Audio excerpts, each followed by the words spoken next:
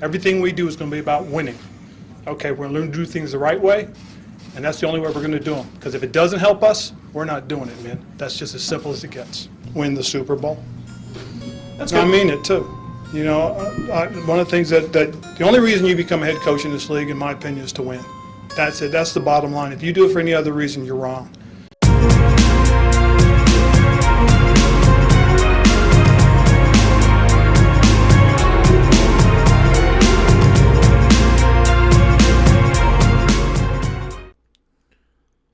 Hey football fans, welcome to the Washington Command Center. I'm back, and today I want to talk about the saving grace this franchise received even before Josh Harris made it okay to root for the team again. Before him, one man stepped in and did all the heavy lifting so that this new era of Washington football could be an era where this proud franchise could once again command respect. And what better way to kick off this new era than subscribing here to the first, the real, the OG Washington Command Center, so you can find your way back to some of the most opinionated and ice-cold calculated takes on all things Washington Commanders. While you're at it, hit that like button, ring that bell. It's free to do, and it means a lot. All right, let me kick this off by briefly saying that I'm back with this season. I will drop at least 2 videos weekly. So once again, hit that subscribe button for these ice-cold calculated takes. But gearing up for the season, I think everything's looking great. My guy Sam Howell is about to lead this offense along with Eric Bieniemy and give us offensive production with a floor that we haven't seen since Kirk left, to go along with what's going to be a top 5, if not all-time defense. And this team is about to take a jump like we saw division rival Philly take last year. I'm not saying this is, a Super Bowl year, but they went from 4-11-1 to 9-8 and then to 14-3 in the blink of an eye. And I think that's where we are. After basically 2 years of 7-9, 7-10 to 8-1 last year, now it's our time to take that jump. We have, basically everything they do except the offensive line, and it's been proven that all you really need is average offensive line play in the NFL, especially when you have quarterback talent, the type of weapons we do, and the play calling we will hopefully have from 2-time Super Bowl winning offensive coordinator Eric Bieniemy. I think we got everything we need, and we are about to rapidly ascend because of one man, Mr. Franchise Rehab himself, Ron Rivera. I'm making this video because I'm seeing media clowns out there ripping him apart for everything he says, trying to spin it like he's having a bunch of inept senior moments. First, there was the EB hard coaching thing, when that was only brought up because there's already grumblings around the building about it, about some players having a hard time transitioning. So Ron answered a direct question from the media, and I think he played a little bit of 4D chess there, knowing that everyone would call the players soft, knowing that that's going to put a little more fire in their bellies without causing any internal friction. Put it all on the media while getting your guys hyped to prove them wrong. So, he threw that out there. And I also thought it was a little bit of a teaching moment for Eric Bieniemy, just a little recommendation for a guy that's been trying to be a head coach for quite a while. Hey, be a little more balanced, like, me and Jack had to learn to be. You think Jack Del Rio's not a hard ass? He had to learn that if you want to be head coach, you got to learn to deal with these diva players, these $1 million athletes. You got to be a little more balanced. That's all it was. It was a big nothing burger, and it was just a slow news week. So I kind of put that away. Now there are these clowns out there The same clowns that were doubting Sam Howell all summer since the end of last year, the ones that were linking us to every free agent imaginable, the Derek Carrs of the world, draft trades up for Anthony Richardson and Lamar, you name it. The same ones that were out there talking all that, the ones that were saying Jacoby would be the starter, and then it was silly to think that Sam was going to start. The same ones that were ranking us bottom 5 in the league, all these clowns are now using a fun anecdote that Ron said in an interview, basically just to hype up his quarterback more than anything. They're using this to attack Ron for not starting Sam sooner. It's so unreal. Guys basically acting like there was no way Sam was the plan going into the offseason, or questioning if Ron's lost it for not starting him earlier last year. And my favorite of all these clowns is the combination of Pat McAfee and Mike Lombardi, where Lombardi actually went so far as to ask, what the hell was Ron doing? Was he sleeping?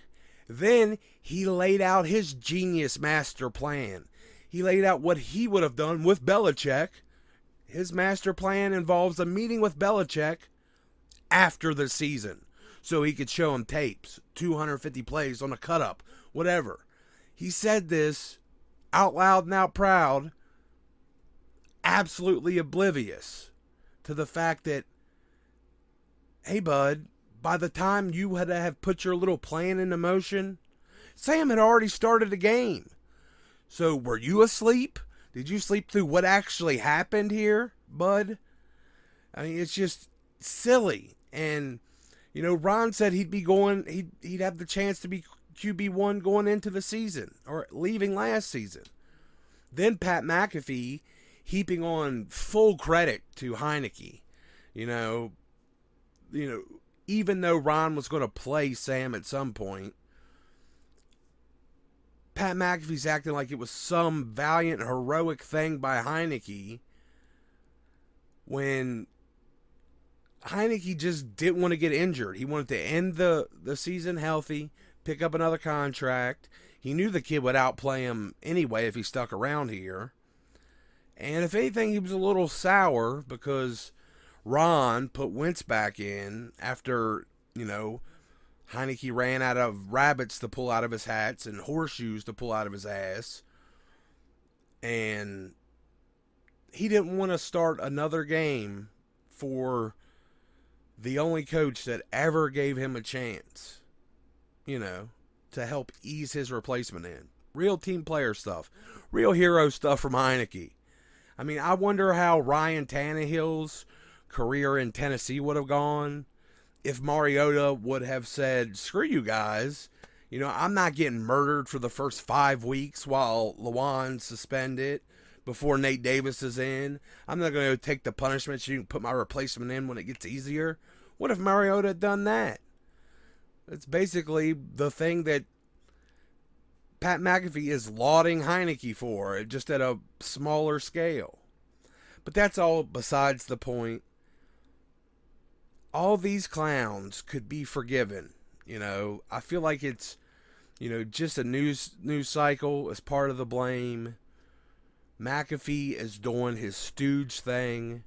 With Dan Snyder gone, he's got to try even harder to distract everyone else about just how bad his good buddy Jim Irsay is.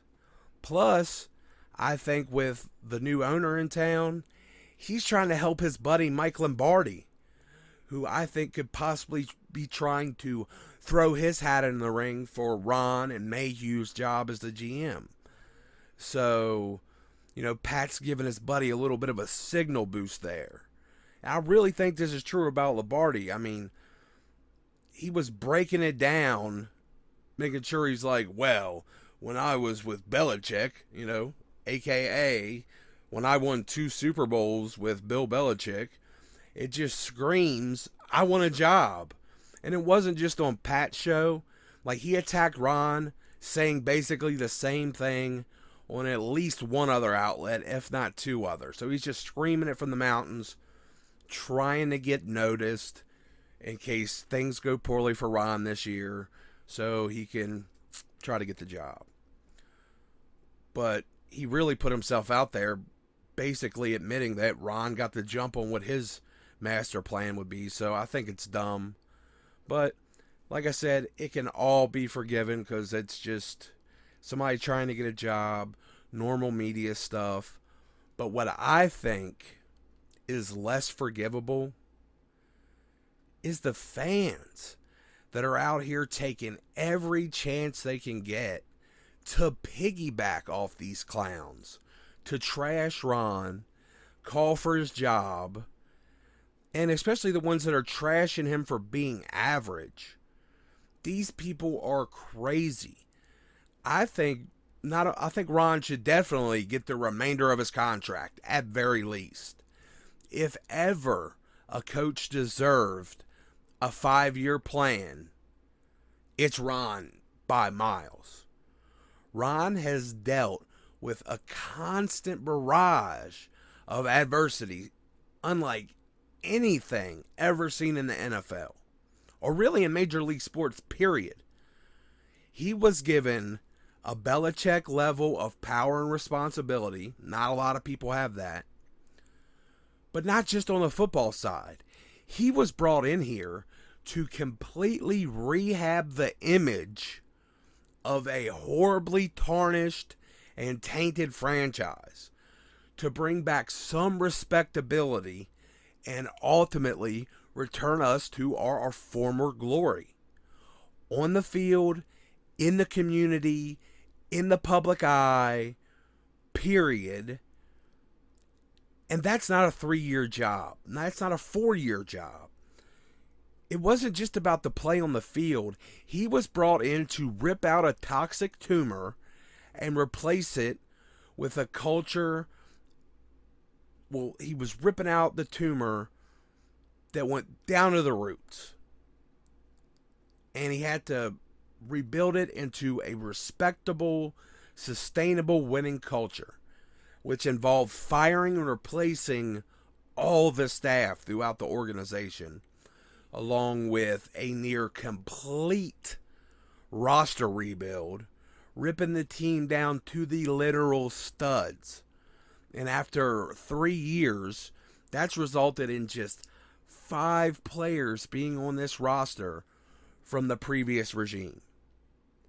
That is massive turnover. And all of this is no easy task in the best of circumstances. It was already well above even what Belichick had to do. And that's just from the start.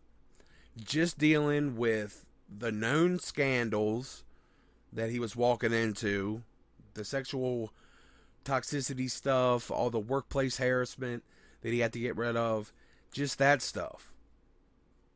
Just dealing with that.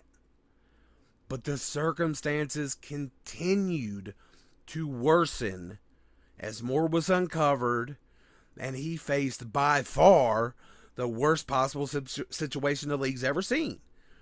It was unlike anything any head coach or GMs ever had to deal with, I say it again, in the history of the NFL. A lot of quality coaches haven't been half as successful as Ron in far more favorable situations, just coming in and trying to make a winning team. On top of that, he's got the monumental task of rehabbing the culture, image, the whole team. And he signed on for that, but the hits just kept coming. Out the gate, boom, COVID comes.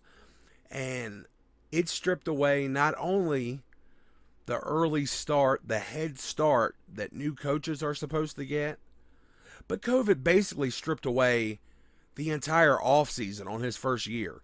He didn't get to bring his offseason program in, install it, get a jump on things like new coaches are supposed to. Nope, none of that. It's COVID. There was basically no offseason, no preseason, nothing. Now, 5 other new coaches were hired in 2020 when that was going down, including Ron. So 5 guys had to deal with that situation. None of them had the massive level of coach GM responsibility that he had, or team president basically responsibility too, because he hired everybody himself. So they all come to him for final say. So he had all that. And the guys that didn't have any of that to do, the other 4 coaches, 3 of them already canned. The other guy was Mike McCarthy. He came in and he had a franchise quarterback in Dak. He had some solid weapons waiting on him. You know, maybe he had a similar headache as Snyder with Jerry, but nowhere near the scandal and obstacles. Nowhere near it. And along with COVID, Ron set out on this arduous journey while battling cancer, which, given all the other stuff, would seem like insurmountable odds. And immediately, he started running into more than just COVID and cancer hurdles. First off, he was encouraged to give Haskins a chance by the owner, because that was the owner's guy who drafted him. That set him back a few games in his first season. With everything else, and still, Ron was able to rally the team late in the year, pick up the division somehow, and get a surprise playoff berth in his first year with all this stuff starting out. And it didn't get any easier. I mean, there's also the name change and the rebrand going on the whole time that Ron had to devote attention to, because they wanted him to link the team identity he was trying to build with the new brand and the new name. So that was a constant distraction for the first 2 seasons. Then there was the absolutely crazy stuff that could derail any head coach or GM when it hits. Outlandish stuff, almost tailor-fitted to destroy all the work Ron was doing to try to rehab the team image. He had a DEA raid and arrest of the team's head and assistant athletic trainers. Boom. A DEA raid. No other teams had to deal with that. Then there were several investigations and lawsuits against the team owner, in addition to the ones he knew about when he got here. There was more sexual harassment lawsuits, money laundering allegations, fraud allegations, the original human trafficking allegations, all this crazy stuff. There was investigations by the NFL, the IRS, which is pretty crazy for a head coach / GM guy who's controlling everything has to deal with. But also Congress. There were congressional hearings all building towards the possible forcible ousting of his boss. Like that, he was completely insecure in his employment, what he was doing, because Congress was even chasing after Dan and investigating the team. Ron had to be terrified at some point that he would get some kind of after the fact accessory after the fact charge or something, with everything that just kept popping up. And this whole ownership situation that eventually led to the team sale directly hampered free agency, going into Ron's final season when he's got to try to impress new ownership. That was held up because Dan wasn't going to put his money in escrow. Ron also ran into and had to deal with some of the worst injury luck in the league. Star generational number 2 overall can't miss Chase Young, defensive rookie of the year, his first year looking great. He's having a sophomore slump. Bam, gone for like a year and a half. Montez Sweat during that same time period, boom, loses both his star edge rushers. Then he had a revolving door at offensive line all 3 years. We have it. Charles Leno's the only guy that's been healthy since Ron's been here. He brought a vet quarterback in to complement the defense, and it was to the praise of a lot of national pundits. I'm talking about Fitz, not Wentz. Brought Fitz in, Rich Eisen, Mike Greenberg, PFF. Everybody was like, this is a great move. This is a great move. Goes down first half of the first game in Ron's second year here. Now that helped sink the season right from the start. But still managed to get league average production with all those key injuries. Following season, last year, we drafted a rookie running back to be the focal point of the offense, to give Carson Wentz that JT type of bell cow back to lean on, so he'd have the same structure he had in Indy. And he gets shot in the offseason before he ever gets to take a snap. And he has to battle his way back. He never got to 100%, but he wasn't able to get to a dependable level until Wentz himself got injured and went down. And even worse, on the team image rehab front, the owner used this tragedy to attack the people that possibly control the team returning to RFK. So that was a massive PR nightmare on top of that he also had to deal with. That was all to counter all the good efforts Ron had. It just seemed like Dan was just everything that could possibly go wrong did. Then, week 2 and 3 of last season, our interior offensive line, all of them basically go down. Our starting right tackle goes down a little later. Last year we just like all 3 years, we had horrible injury luck. And Ron still managed to extract league average production. And I think that's super impressive. Everybody's like, oh, he's great at being mediocre. No, he's able to will the team to at least average, no matter the copious amount of shit he is having piled on him. Like, this is ridiculous. Have some perspective. Look at what the man has had to deal with. His job has not been just to coach the team. He was given way more responsibility than that. He was given a much greater job than that. He was supposed to do way more. And it was basically almost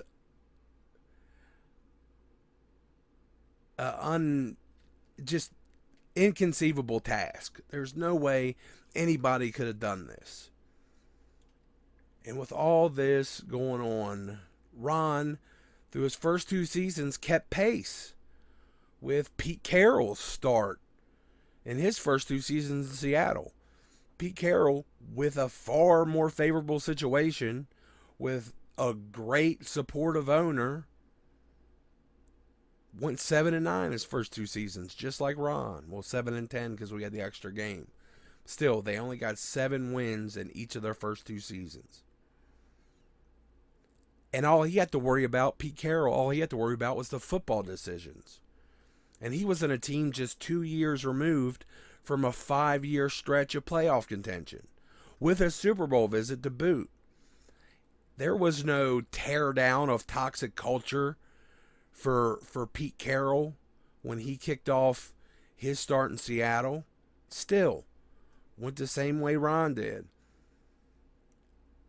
So I contend, with all the distraction and adversity and extra responsibility Ron's had to have, I think that more than accounts for him being just 1 season behind the jump that Pete Carroll made in 2012. I think we're definitely poised for that this year. Ron finally has all the key tools that Pete had to reach the heights they did. I think we can be Super Bowl winners. Ron and Pete are both defensive head coaches. So they need a good OC to handle the offensive duties and play complementary football. Pete picked up Darrell Bevel in year 2. Ron just landed a much higher lauded guy in Eric Bieniemy.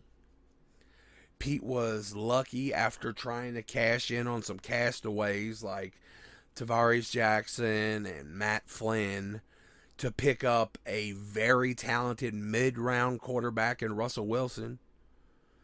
And after swings at Fitz and Wentz, Ron has his Russell Wilson-like mid-round stud quarterback in Sam Howell. Which I think that EB and Sam Howell just might outshine Darrell Bevels and even Russell Wilson. Especially because I think we're way more stacked with offensive weapons. He's not having to wait around for a DK Metcalf and a Tyler Lockett later on in his career. He's starting out the gate with Terry, Curtis, Jahan, and Diami.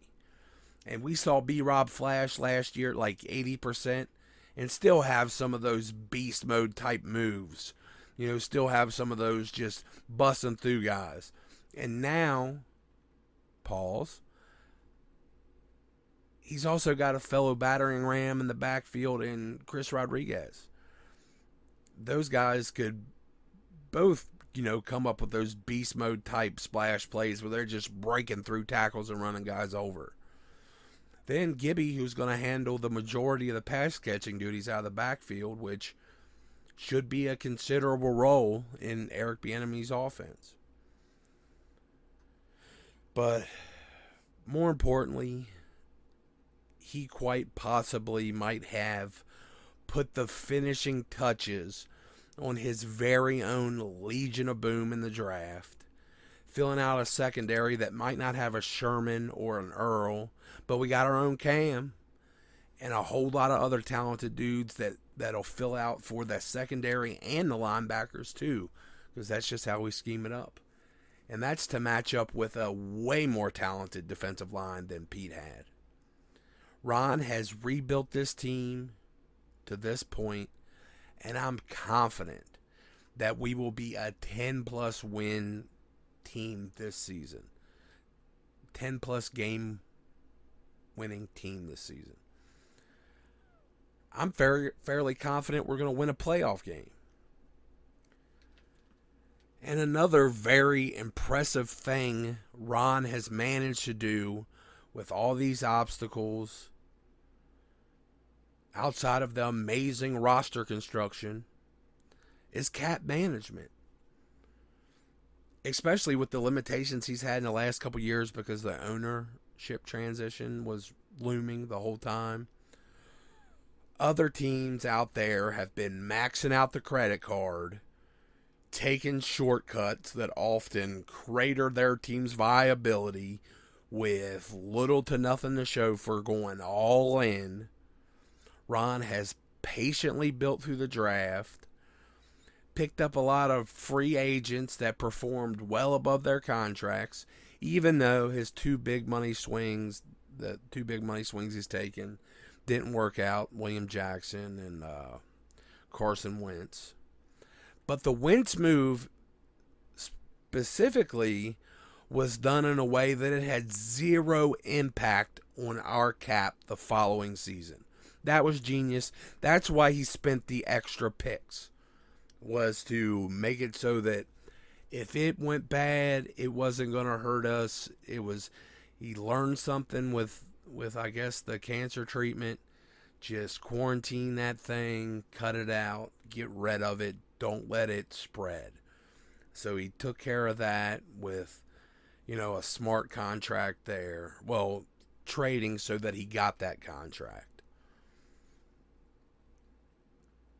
And now we're going forward with plenty of cap enough that he was able to keep. He kept all the high caliber players that he inherited. Now he can comfortably retain the last one, Sweat, if he wants to. Also, his guys that are coming up. He's got enough to pay for all those guys and make a couple splashy free agency moves once the new owner starts writing the checks if he wants to. We are set up to go into next free agency with pretty close to the absurd amount of cap the Bears went in this offseason with. And Ron's, by brilliantly keeping all the contracts current, has made it so that if Josh Harris wants to make a huge mark, he can move some things around and get us up into the neighborhood of 134 million cap. If we get to the playoffs this year and he's like, oh man, my second year as owner, we can be Super Bowl champs, and just wants to throw all that money, he can, with no real adverse effects because the way everything's contracted. And Ron's done all this without going through a complete talent culling or tanking like the Bears had to endure. And I think that fact alone, that he has this talented of a team with all that cap money coming up, should earn Ron the rest of his contract. But I don't think we're going to have to worry about Ron going anywhere. I think that we are coming away from this season with 10 plus wins anyway. I think we have the team and the coaching staff, along with the talent, to easily make a playoff run. But we certainly have the ability to put ourselves over the top next season. We are a team on the rise. We have Josh Harris to thank for parting the clouds, calming the waters, getting rid of the dark days of Dan Snyder. But Ron Rivera was the guy that took the destroyed wreckage of a once mighty battleship, repaired it, got it seaworthy again, then navigated it through a raging storm and a vicious battle, and has it ready to relive its former glory in ship shape. You know, Ron's quote in this recent interview with John Keim was kind of perfect. Paraphrasing, he says, if we go 8-1 this year and he fires me, but next year they win the division with 40 of the 53 players we drafted and the same quarterback, and I guess he implying possibly win a Super Bowl, then he's vindicated. He wants them to send him his Super Bowl ring because he knows he has built a winner here. That's the way he looks at it, he says, but the gist of it is he knows he's built a winner, so regardless of what happens with him, he's not worried. I don't think he's going to have to worry about this. He's built a hell of a team. We're going to ball out this year and for years to come. He's going to keep his job, and I just hope after he wins a Super Bowl or two for us, he eventually moves into an Ozzie Newsome role and sticks here for the rest of his life. I want him to be our new Ozzie Newsome. He's going to hit that St. Joe level, hopefully. He's not going to get 3 Super Bowls, but I think Ron really has a chance to win us at least a Super Bowl while he's here. And that's going to be enough to put him up there with St. Joe. And eventually, I hope, he'll be our Ozzie. But that's it for the video. Going to have another one of these out before the game this week. Kicking off this bi-weekly schedule. Heading into the season with, everybody's eyes on the offense so far. And for good reason. I'm going to flip it over and give the defense some love before kicking off the season. And talk about how I think it has a chance to be something special in this new era of Washington football. An era where this proud franchise can once again command respect. No better way to kick off this new era than subscribing here to the Washington Command Center, so you can find your way back to some of the most opinionated and ice-cold calculated takes on all things Washington Commanders. Hit that bell, ring that like button, comment below, and if you stayed this long, I love y'all. Peace.